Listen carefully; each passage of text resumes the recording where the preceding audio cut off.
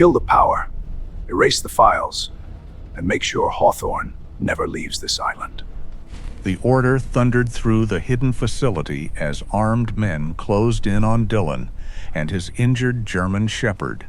A failing transmitter held the only proof that his ruined military career had been built on a lie, but the signal was fading, and someone was already reaching for the final switch. You erased my name once. You won't erase the truth. Days earlier, Dylan had spent most of what he owned on an island no one wanted, without knowing what Rook would uncover beneath the abandoned station. At 41, Dylan Hawthorne had learned how quickly a man could disappear without ever leaving town. 6 years earlier, he had been the person others called when a device on a pier looked wrong, when a cargo hold had to be cleared, when one mistake could cost a ship and everyone aboard. Now he slept in a dented camper behind a boat repair yard in Port Angeles, Washington, with rain slipping through a seam above the bunk and a German shepherd named Rook curled beside the door. Rook was a retired Navy working dog trained to detect hazardous materials and follow silent hand signals before a veteran support program paired him with Dylan. The heater worked when it wanted to. The engine coughed after 10 miles. In exchange for the parking space and access to a shower, Dylan rebuilt generators, patched hulls, and swept the floor after everyone left. He arrived before sunrise, moving with the careful rhythm his injured right leg allowed. Rook followed close enough for his shoulder to brush Dylan's knee whenever the limp worsened. People noticed the faded clothes and the camper. Few noticed how he checked every fuel line twice or recognized a failing bearing by sound. They saw what remained, not what had been taken. One warm afternoon, a customer entered the yard and stopped when he saw Rook lying near the office. The dog was quiet, head raised, eyes steady. "That animal shouldn't be in here," the man said. He glanced toward the camper. "And I don't want someone living behind the building while my boat is here." Glenn Mercer, the yard owner, looked at the customer's expensive fishing boat, then at Dylan. "Could you put Rook in the camper until he leaves?" Glenn asked. Sunlight pressed against the camper's metal roof. Dylan pictured the heat gathering inside. He set down his wrench. No. He packed his tools, called Rook with 2 fingers, and walked out without asking whether he still had a job. In the parking lot, a truck horn blasted behind him. The sound struck like a steel door, slamming inside a narrow passage. The lot vanished. Dylan smelled burned wiring and salt water. His chest locked and his hand tightened around the tool bag until his knuckles blanched. Rook moved in front of him at once, planted his paws, and pressed his head against Dylan's sternum. Dylan followed the dog's breathing. In, out again, the harbor returned piece by piece. Gulls diesel, sunlight on wet pavement. Dylan rested a hand between Rook's ears. "I'm here," he whispered, unsure which of them needed to hear it. That evening he ate clam chowder alone at a diner near the marina. A television showed Raymond Kessler smiling beside Navy officials as Northline Maritime Systems received a new contract. 6 years earlier, Kessler had been the Navy captain overseeing the joint Northline test program. He retired soon after the accident and accepted an executive position with the contractor. Dylan's spoon stopped halfway to his mouth. Kessler looked older, but his voice was unchanged. Smooth, certain, untouched by doubt. Dylan saw him again beside a hospital bed 6 years earlier while his leg burned beneath fresh bandages. "The report is closed," Kessler had said. "Don't drag anyone else down with you." Dylan had carried those words longer than the scar. He had replayed the explosion until memory became blame. A missed check, a rushed inspection, one failure with his name attached to it. 2 days later, an envelope arrived at the post office box he checked each Thursday. Inside was the final settlement for delayed disability pay and withheld hazard compensation. After fees and taxes, the amount came to exactly $80,000. An apartment was the sensible choice. Reliable heat, clean walls, neighbors on both sides. He could already hear televisions through the drywall and doors closing after midnight. He wanted the sea, but not the marina. Quiet, but not pity. A place where no one could ask him to move along. At the public library, with Rook asleep beneath the table, Dylan searched coastal property listings until one photograph stopped him.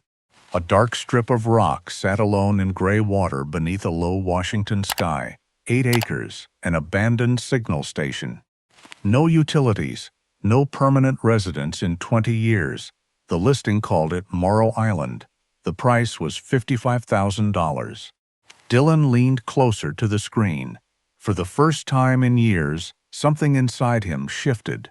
Not hope exactly, but the outline of a door where there had only been a wall. Morrow Island sat more than an hour offshore.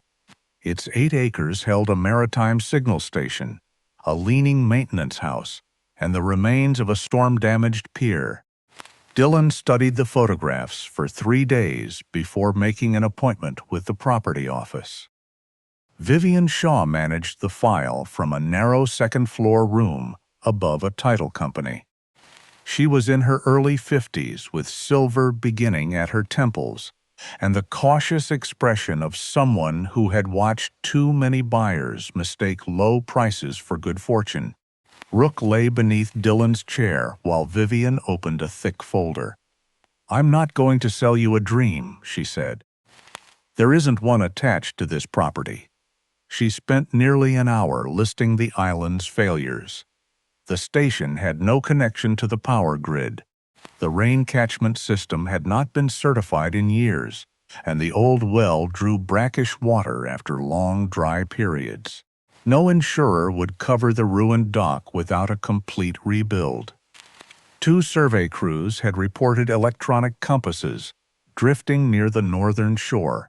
The most recent prospective buyers had stayed one night, heard machinery beneath the cliff, and returned before sunrise. Dylan looked up from the photographs. Machinery? That was their word. Vivian folded her hands. There are no active permits for equipment on the island. The title documents held the stranger detail. Whoever bought Morrow Island would own the surface, the buildings, and the surrounding shoreline. But Northline Maritime Systems retained limited access to a buried communications route crossing the northern half of the property. According to Northline, the cable had been decommissioned more than 10 years earlier. The easement gave Northline access but no power to block a sale. The company had quietly declined to buy the surface because a purchase would have triggered environmental review and potential cleanup liability, while the old easement allowed technical access without ownership. Dylan read the clause twice. The language was broad enough to allow inspection, repair, or entry for reasons described only as technical necessity. "Has Northline used that access recently?" he asked. Vivian's pause was slight, but he noticed it. "Not through this office." He offered $50,000 in cash. Vivian called the current owner, stepped into the hallway, and returned less than 5 minutes later. Accepted. Her quick answer should have made him walk away. Instead, it sharpened his interest. Properties did not remain unsold for 20 years without a reason, and owners did not surrender $5,000 that easily, unless relief mattered more than price. Dylan signed the preliminary papers that afternoon. 10 days later, after the title cleared and the deed was recorded with Clallam County, Morrow Island legally belonged to him. He spent another $8,000 on an old aluminum boat with a scarred hull, a dependable outboard motor, 2 solar panels, a portable water filter, marine radio, repair tools, fuel cans, and enough supplies to remain on the island for several weeks. Wes Calder helped him inspect the engine behind a marina workshop. Wes had spent 4 decades repairing fishing boats and had the broad hands and permanent squint of a man who had lived most of his life around reflected water. He was tightening a mounting bolt when Dylan mentioned Morrow Island. The wrench stopped. "You bought it?" Wes asked. "I signed for it. That's not the same thing as answering the question." Dylan gave him a tired half smile. "Then yes." Before Dylan departed, he gave Wes a written float plan, his expected return time, and the emergency maritime frequency he would monitor from the island. Wes resumed turning the bolt, slower now. He said, fishermen avoided the water north of the island because navigation units sometimes flickered or shifted position without warning. Dead fish had washed through the area twice in recent years. State reports blamed low oxygen and unusual tides, though Wes had never trusted the explanation. "You believe the island is cursed?" Dylan asked.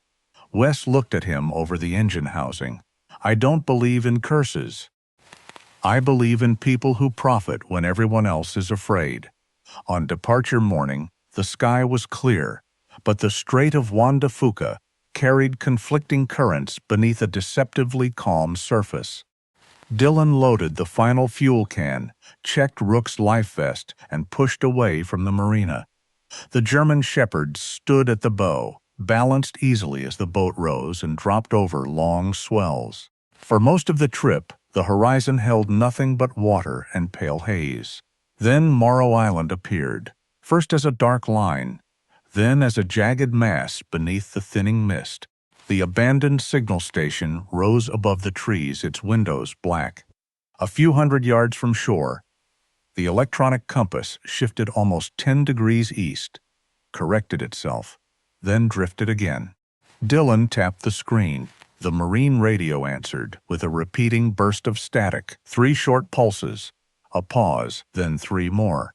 Not random interference, 2 even. Rook's posture changed. His shoulders stiffened, ears forward, nose lifted into the wind. He ignored the maintenance house and the broken pier. His gaze locked on the northern cliff, where dark stone dropped straight into the sea. Dylan reduced the throttle. Beneath the radio static, something faint seemed to beat through the hull. Not a wave, not the engine. A low mechanical rhythm coming from the island itself. Dylan guided the aluminum boat into a narrow break between 2 shelves of black rock, killed the engine, and let the tide carry them the final few yards. The beach was barely a beach at all, only a strip of gravel and broken shells above the waterline. He jumped out, boots sinking between slick stones, then pulled the bow high enough that the evening tide could not reclaim it. Rook landed beside him and immediately began working the air, nose raised, ears moving independently as he separated the island's smells. Salt, wet grass, rotting wood, birds, rust. Something else held his attention for a moment, but then the wind shifted and the dog moved on. Dylan secured the boat with 2 lines before carrying their equipment uphill.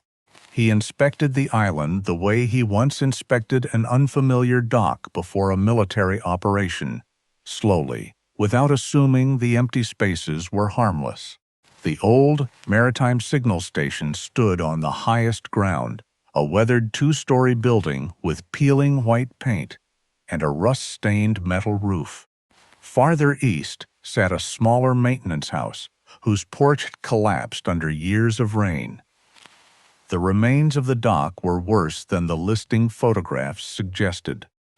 Half its pilings leaned at unnatural angles, and the outer platform had vanished completely. No one would be landing there without repairs. The signal station, at least, still had bones. The western roof leaked in several places. 3 windows were broken, and the oil stove wore a thick coat of dust, but the walls felt solid beneath Dylan's hand. Inside the maintenance room, he found rows of empty steel racks bolted to the floor. The dust around them showed clean rectangular outlines where equipment had once stood. Whoever removed it had not scavenged randomly. The cables had been cut to equal lengths, mounting bolts collected, brackets stripped. Organized work. Dylan followed the room's north wall and noticed a narrow band across the floor where the dust lay thinner.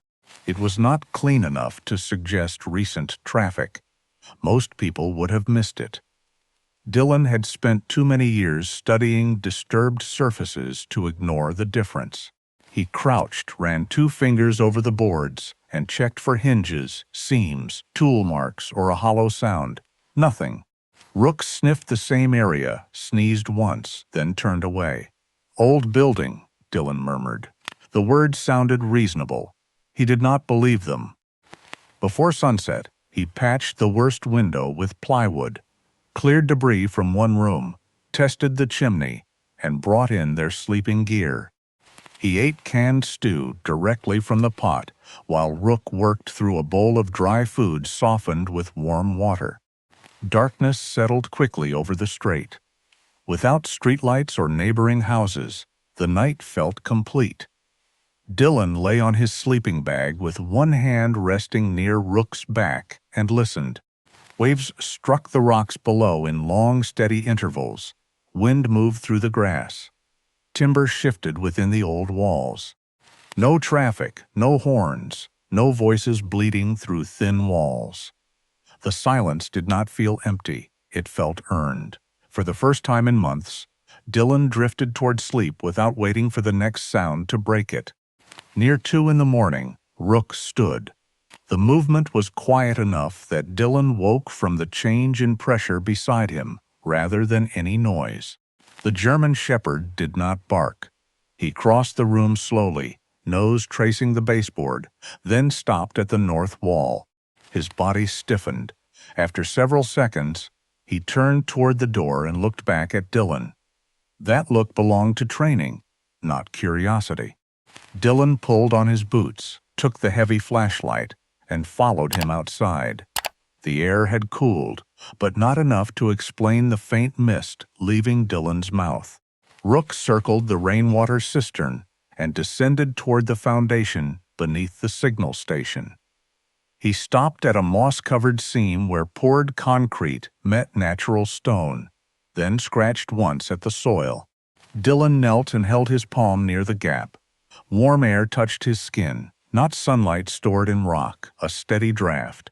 He unfolded his entrenching shovel and removed the moss in careful sections.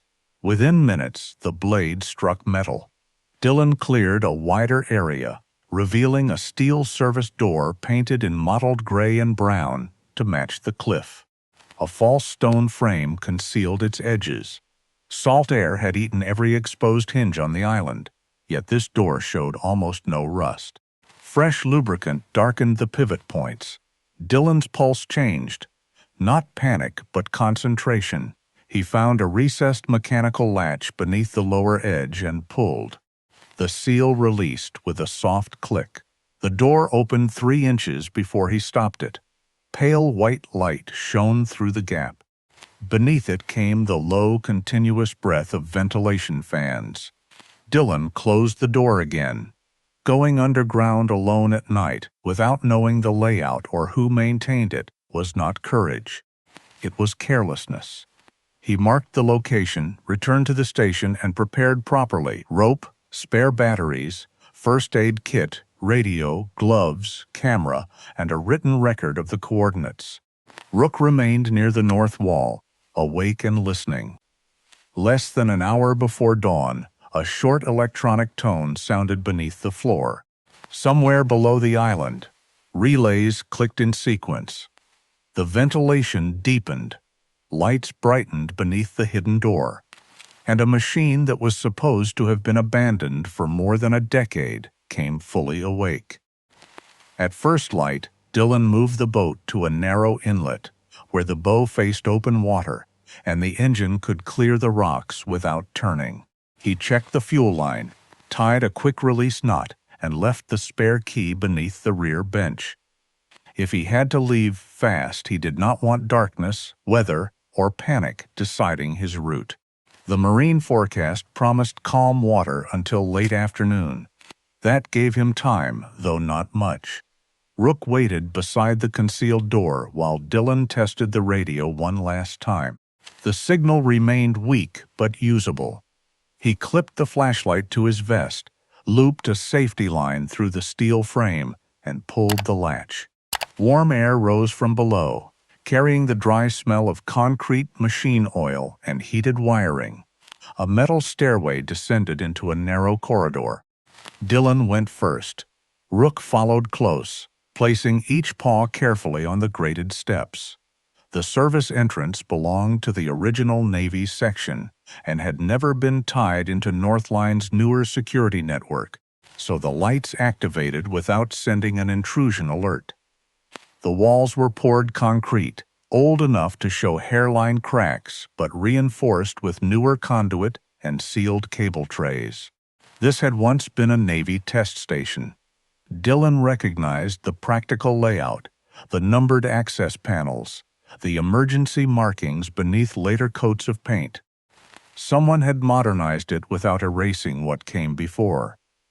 The first room held 2 diesel generators, both warm.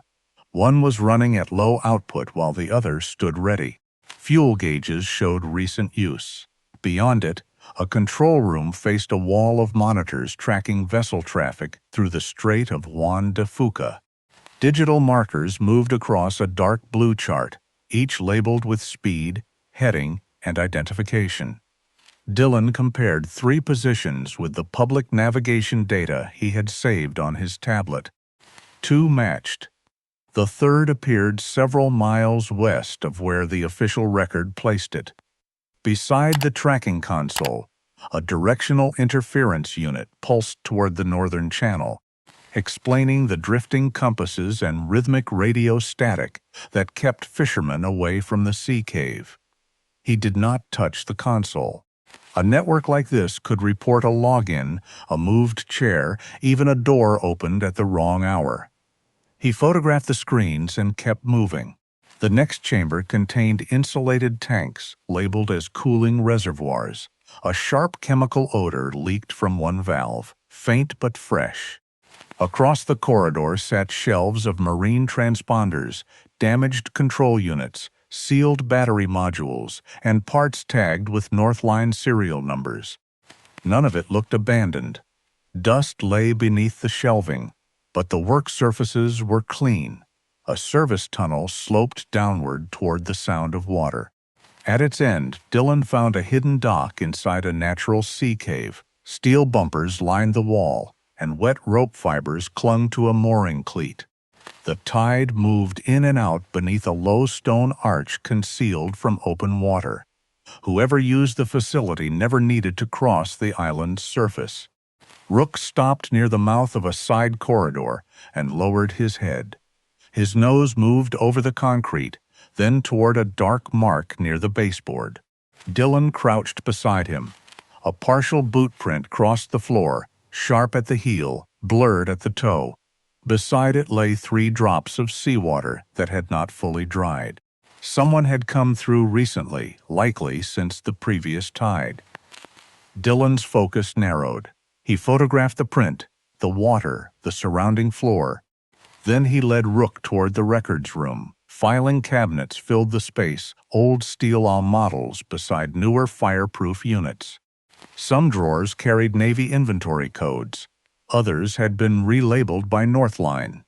Rook passed the center aisle, turned back, and scratched once at a low cabinet beneath the control room window.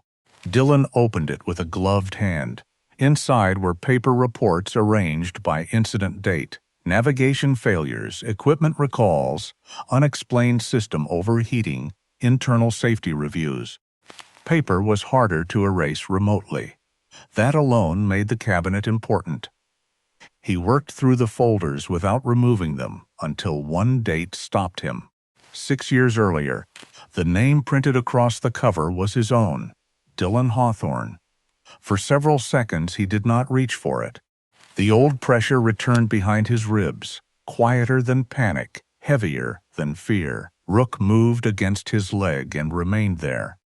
Dillon opened the file. The first document was the official report he knew by memory.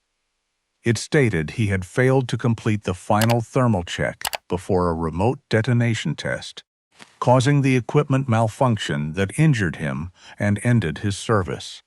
Beneath it sat a technical log he had never seen. The sensor had registered repeated temperature spikes hours before Dylan boarded the vessel. 3 warnings had been marked for review. A handwritten note ordered the test to proceed. Dylan read the page once, then again, searching for the detail that would turn it into a misunderstanding. There was none. At the bottom, beneath the approval language, stood a familiar signature in dark blue ink. Clean strokes. Hard angle on the final letter. Raymond Kessler. Dylan stared at it while the generators hummed through the walls. For 6 years, he had carried the belief that one missed step had destroyed everything. Now the truth sat in his hands, preserved in a cabinet beneath an island no one wanted. Dylan carried the folder into the control room and read it twice. The remaining pages confirmed that Northline had replaced the original technical log, removed Dylan's statement, and transferred 2 technicians who challenged the conclusion. For 6 years he had blamed himself. Now the record showed how deliberately that blame had been built. His hands began to tremble, enough to make the pages whisper against one another. Rook came close and sat with his shoulder pressed against Dylan's leg. When Dylan did not move, the German shepherd lowered his muzzle onto his knee. Dylan closed his eyes and counted the dog's breaths. 4 in, hold, 6 out. The pressure behind his ribs loosened. "It wasn't me," he said quietly. The words did not feel like relief yet. They felt too large for the room. Dylan photographed each document, keeping the file numbers visible. He expected the cabinet to contain only old damage. It held something current. Recent shipping records listed thousands of industrial battery modules, failed marine control units, and containers of used coolant marked for certified disposal. The receipts appeared legitimate until Dylan compared the weights. Tons of hazardous material had been collected, but only a fraction had arrived at approved facilities. The missing loads were assigned to vessels with incomplete registration data. A second set of records showed those vessels passing through the waters around Morrow Island at night. Their reported positions had been shifted offshore, sometimes by several miles. The tracking system above him was not malfunctioning. It was rewriting the route. Dylan compared the dates with local incident reports, fish kills, discolored water, navigation interference. Each event appeared days after one of the unregistered runs. Northline had turned the island into a blind spot, then used public uncertainty as cover. A name repeated through several emails: Dr. Leah Monroe, a marine chemist with the Washington Department of Ecology. Her sampling had come close to identifying the source. Northline's legal office had pressured state administrators to reject her findings for lack of direct evidence connecting the contamination to a vessel or facility. Dylan found a satellite phone beneath the console. He copied Leah's number from the correspondence and dialed. A woman answered on the 4th ring, cautious and alert. "Dr. Monroe, my name is Dylan Hawthorne," he said. "I need you to verify 3 chemical readings." He gave her the concentrations and coordinates without mentioning the island. Silence followed, then the sound of a keyboard. "Where did you get those?" she asked. "Do they match your samples?" "They match 3 sites I've tracked for almost 4 years." Her voice tightened. "Mr. Hawthorne, where are you?" Dylan sent 3 photographs and 1 page from the disposal file through the phone's secure attachment function. Leah studied them while he watched vessel markers drift across the wall display. "This is enough to reopen the case," she said, "but don't send anything else through Northline's network. If that system is active, every connection may be logged." Dylan ended the call and examined the facility schedule without opening protected files. A maintenance order had been added less than an hour earlier. All records at Morrow Island were to be purged. Storage units, paper archives, and tracking hardware would be removed the following night. At the bottom stood the authorization code he had already seen on the buried report. Kessler's. Dillon looked at Rook. The dog was no longer resting against him. His ears had turned toward the corridor, listening to the machinery beyond the door. Whoever had hidden the truth for 6 years had just decided to erase it by tomorrow night. Leah told Dillon to leave with the paper files and photographs. Dillon refused. Northline's lawyers could dismiss them as incomplete or planted by a bitter former employee. Only the original digital logs could prove the altered coordinates, false invoices, equipment failures, and approvals behind the operation. If those logs vanished, Northline could turn deliberate harm into a dispute over paperwork. Dillon stood in the control room with the folder beneath one hand and watched the ship markers move across the screens. 6 years earlier, someone else had decided what the record would say. This time, he was still present when the truth existed. "I'm not leaving yet," he told Leah. She was silent for a moment. "Then don't touch the main network more than necessary. Find another way out." Dillon searched the older sections of the facility, following Navy labels that Northline had never bothered to remove. Behind a warped metal door near the generator room, he found a narrow radio chamber with analog switches, a weathered maritime transmitter, and a hard line running through old conduit to the station's antenna. The system had once carried emergency maritime traffic, before private upgrades replaced it. Because it remained isolated from Northline's digital network, Dillon could use it to send a slow data burst without appearing on the modern system. Leah stayed on the satellite phone while he tested the link. She helped him reduce the evidence package to its most important pieces: original vessel logs, coordinate change commands, equipment warnings, disposal records, and approval certificates. She contacted an investigator with the Coast Guard Investigative Service, but he could not send a team based on unverified images and a voice call from a private island. He needed a traceable package and a reason to believe evidence destruction was imminent. Dillon began building both. He photographed every drawer before removing a file. He recorded the date, time, location, and file number allowed on video. He placed a sample of leaking coolant into a clean glass container, sealed it, signed across the tape, and photographed the valve where he collected it. He copied the original logs without changing their format, then created a second record showing each step he had taken. The work was slow because it had to survive more than the island. It had to survive a courtroom. Before beginning the transmission, Dillon walked both escape routes. One led back up the concealed stairway to the signal station. The other followed the service tunnel to the hidden dock. He unlocked the steel gate above, secured the boat for immediate departure, and placed an emergency beacon beneath a waterproof cover near the highest point of the island. Then he locked every room that did not contain essential equipment, narrowing the paths anyone could use to reach him. Rook moved beside him through the facility, stopping whenever a scent crossed the corridor.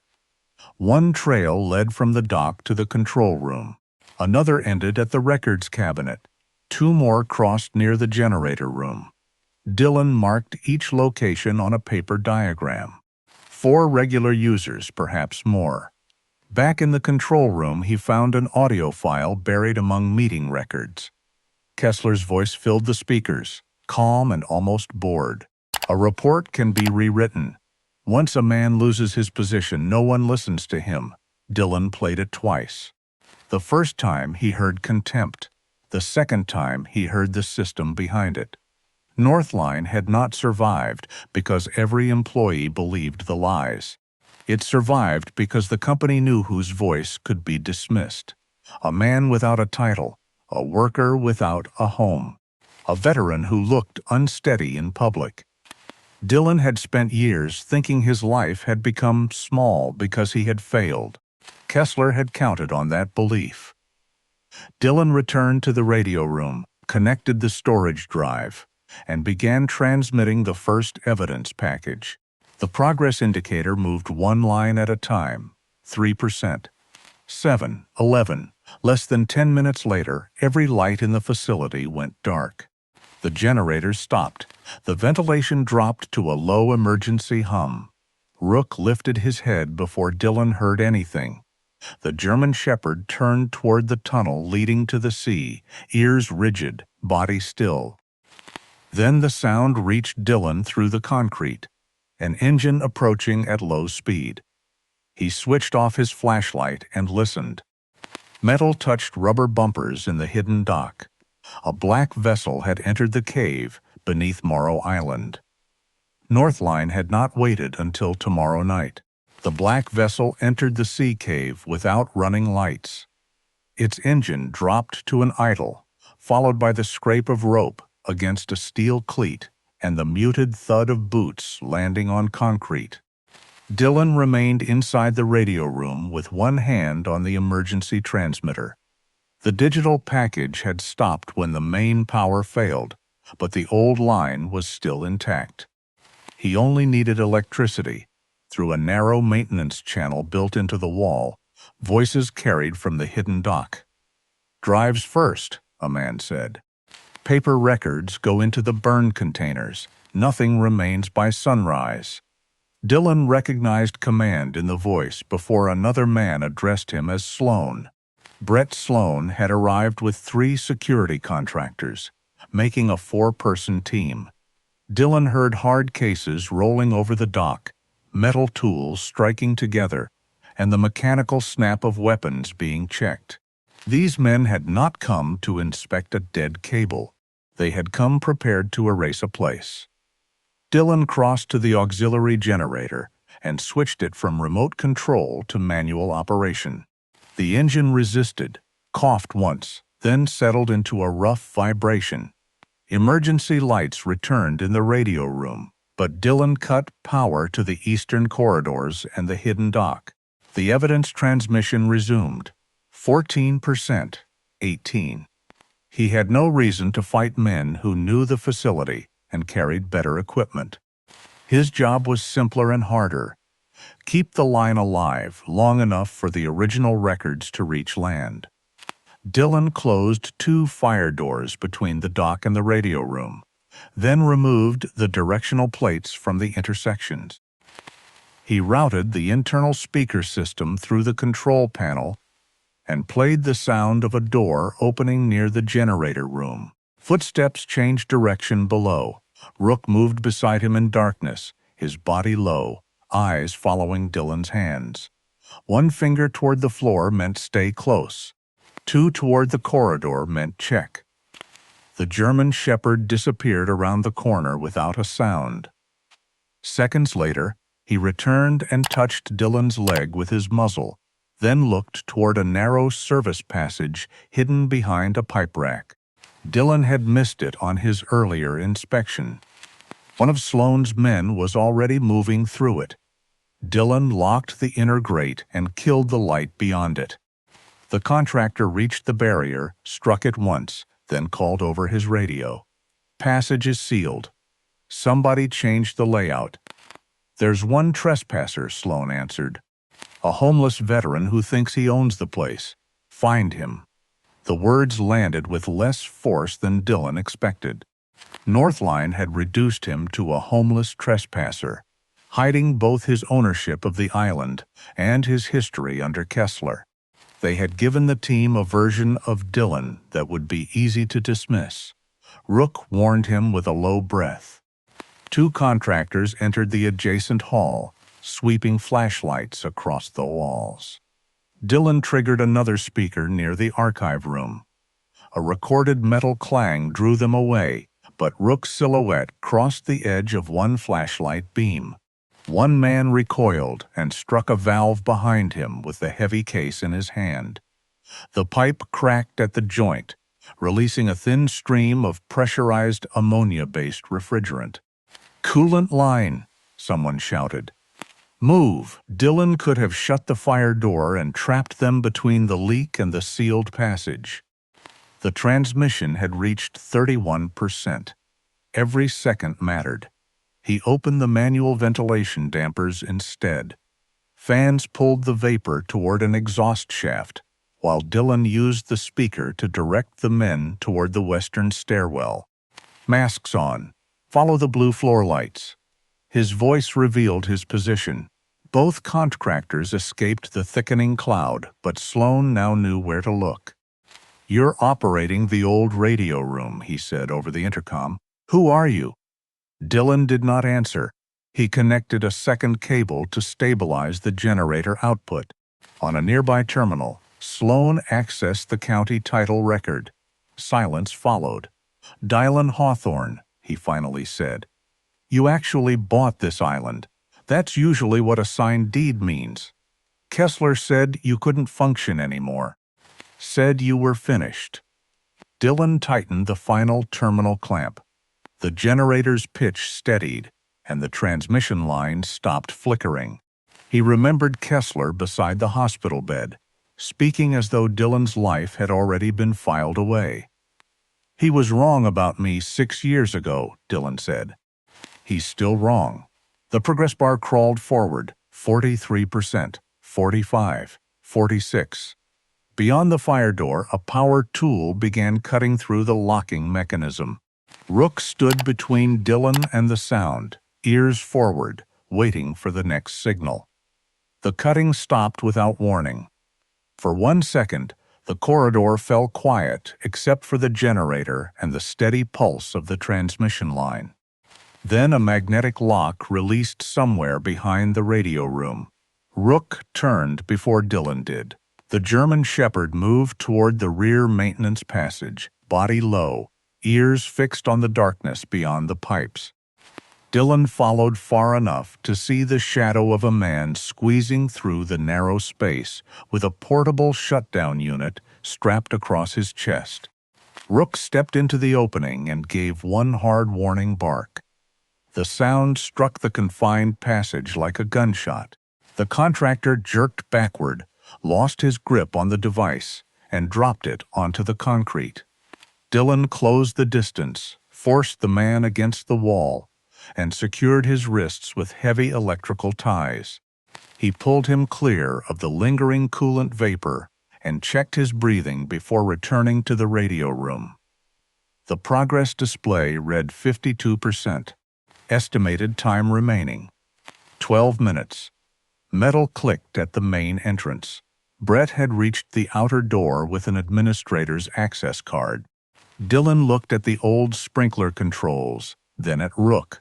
Back. The door opened. Dylan triggered the fire suppression system. Cold mist exploded from the ceiling, filling the hallway with a dense white curtain. Flashlight beams broke apart inside it. Brett shouted for his men to hold position, but one of them moved too quickly and struck a damaged equipment rack.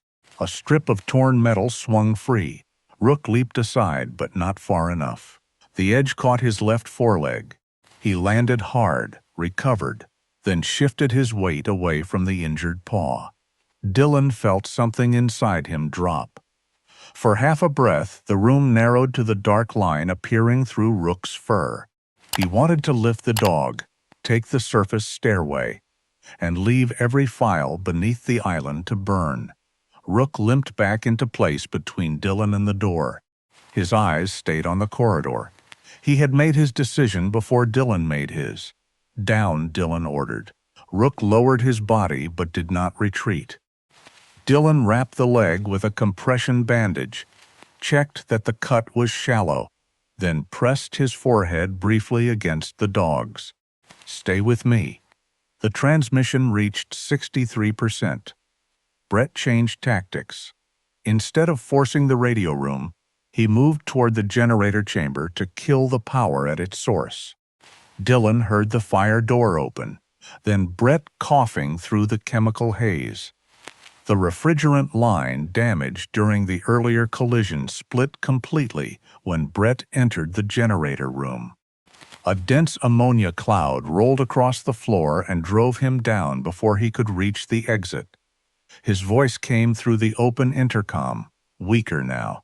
"Sloane's down," one of his men said. "We can't get to him." Dylan looked at the screen, 68%. If he left, the generator could fail. If he stayed, Brett might not make it out. The choice lasted less than a second, though it felt longer. Dylan pointed 2 fingers at the radio room door. Rook moved there despite the limp and held position.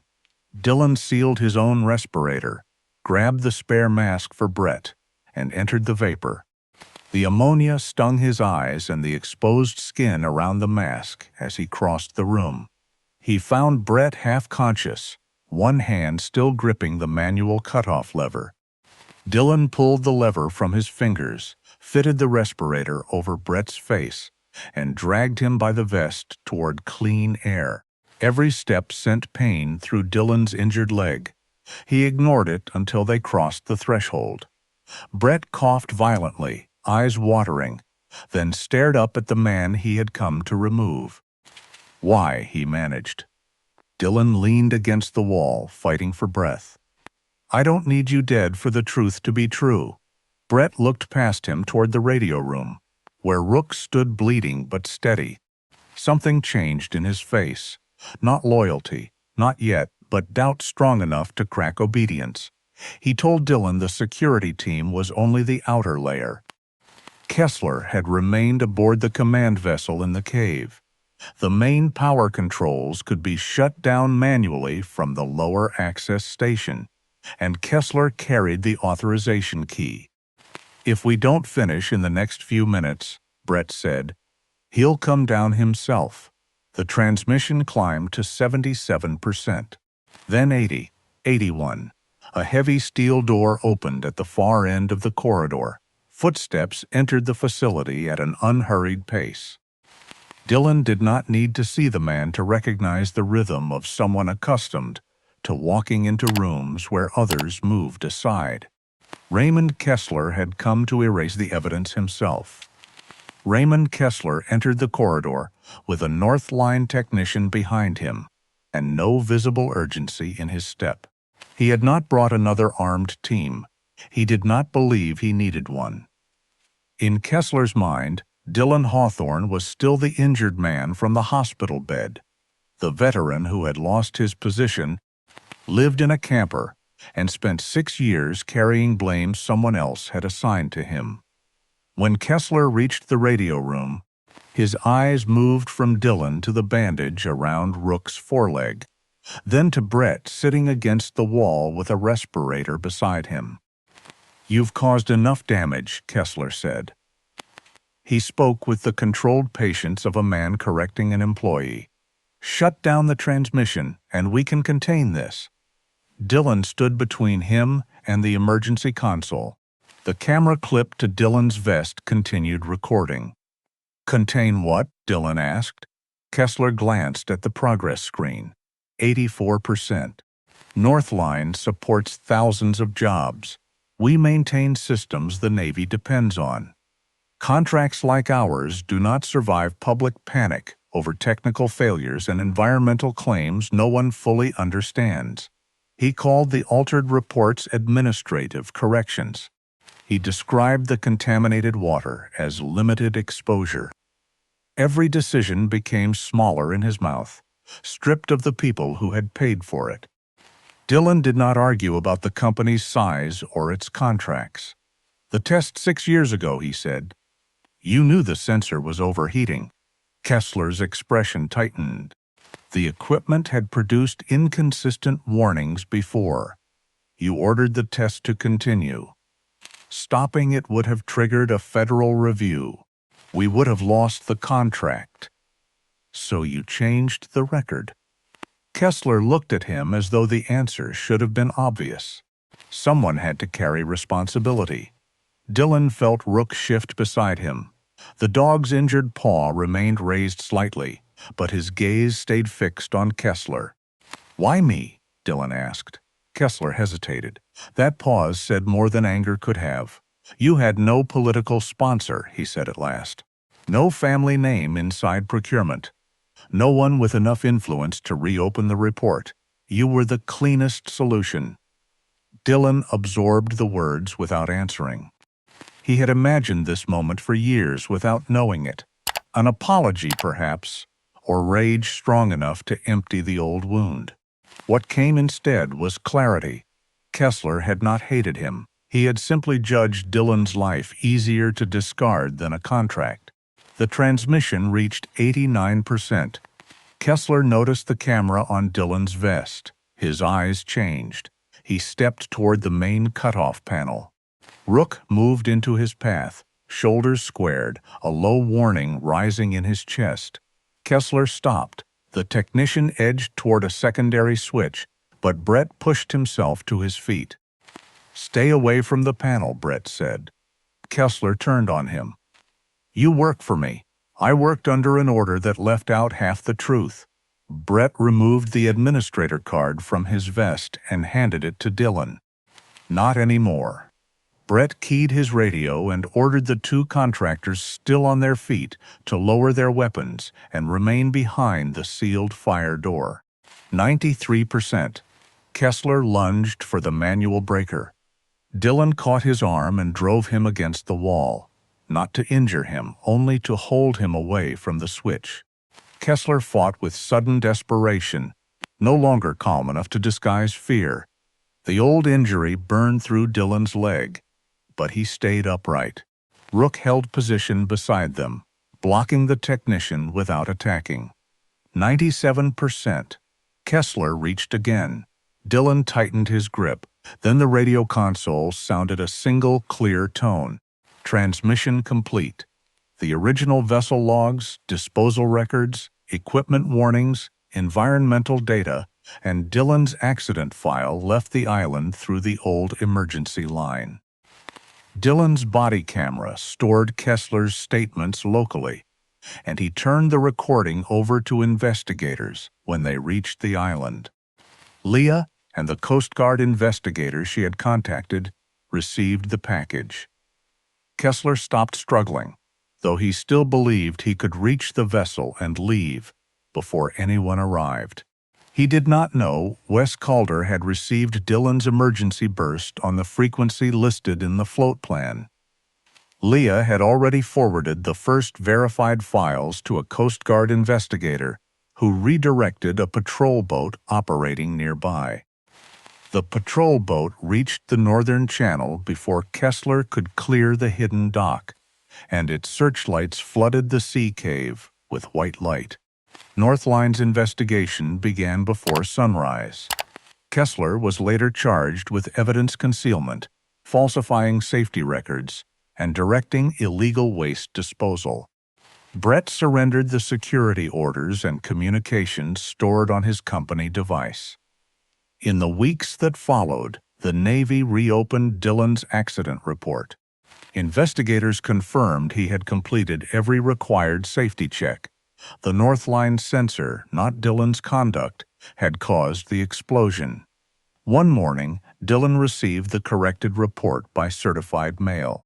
He read it at the table inside the old signal station while Rook rested at his feet. His name appeared on the first page. For the first time in 6 years, the word negligence did not appear beside it.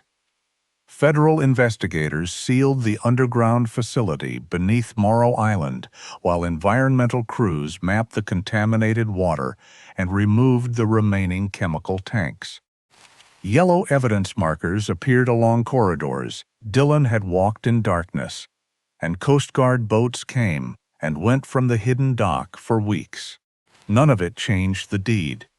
Dillon still owned the surface. The signal station, the ruined maintenance house, the broken pier, and every wind-bent acre above Northline's buried operation. The corrected accident report led to additional compensation from the government. A whistleblower award followed after prosecutors confirmed that the files Dillon transmitted had exposed years of falsified records and illegal dumping. The money was enough to buy a comfortable house on the mainland, replace the camper, and leave Morrow Island behind as a place connected to everything Northline had taken from him. Dillon stayed. The island had stopped feeling like evidence. It had become the first place in years where he could decide what happened next. He replaced the damaged roof one section at a time, preserving the old timber that still held and discarding what had rotted through. He installed solar panels on the southern slope, repaired the rainwater cistern, and built a filtration system from marine-grade parts. Wes Calder arrived one morning with a rebuilt generator strapped into his workboat. When Dillon asked what he owed, Wes waved him off. "You can pay me after you stop pretending you know everything about old diesel engines." They spent 2 days connecting the unit, arguing over wiring, and drinking coffee strong enough to taste like smoke. Leah Monroe visited twice a month to collect water samples. At first, she came in state-issued gear and spoke mostly about contamination levels. Later, she began bringing lunch and staying long enough to help paint the restored radio room. Rook's injured foreleg healed, though Dillon continued checking it after every long walk. The dog tolerated the attention with quiet patience, then returned to inspecting each arriving boat as if the island's security remained his personal responsibility. A letter from Brett Sloan arrived near the end of summer. Brett had accepted legal responsibility for his role, surrendered company communications, and agreed to testify against Northline executives. He thanked Dillon for pulling him from the coolant vapor. When leaving him, there would have made everything easier. Dillon read the letter once at the kitchen table, then again the following morning. He did not answer. He folded it carefully and placed it in a drawer with the corrected Navy report. Forgiveness had not arrived, but neither had the old hunger to keep every injury alive. That was enough for now. 18 months later, after environmental officials cleared the surface facilities for regular use, Dillon began working with a regional program that supported veterans adjusting to civilian life and placed retired working dogs with people who understood them.